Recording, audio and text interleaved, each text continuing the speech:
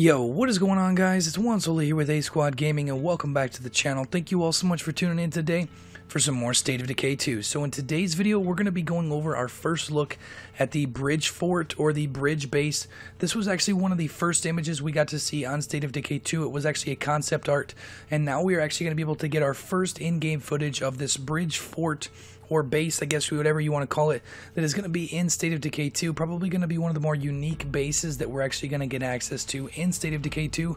So this is actually from a live stream with Undead Labs the other day. These were a couple of the devs that were doing a live stream of the demo from PAX East.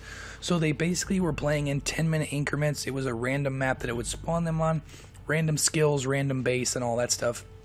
So they went over, this was at the very end of the live stream and at the very end of their 10-minute run. So you can kind of see here, right at the end of the railroad tracks here, this is the bridge fort. So it's actually a double-tiered base.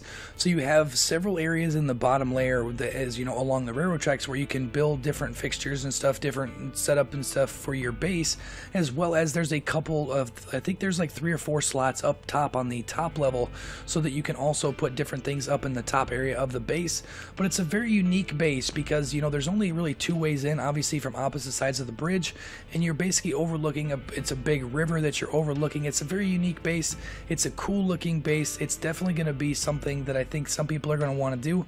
But the only thing with that being said is the fact that this is going to be a much smaller base than, like, for instance, the container fort that we saw at the start of the video, because it's obviously a smaller area. You're going to be able to put less things in the base. So if you guys want to have a massive base with all of the fixtures, all of the different base building options, this probably isn't going to be the base for you, because you're going to be limited to how many things you can build because it is such a small area. Because like I said, especially compared to the container fort and then also some of the other bases that we've seen in previous videos and previous live streams, this is probably one of the smaller forts that you can build in the game.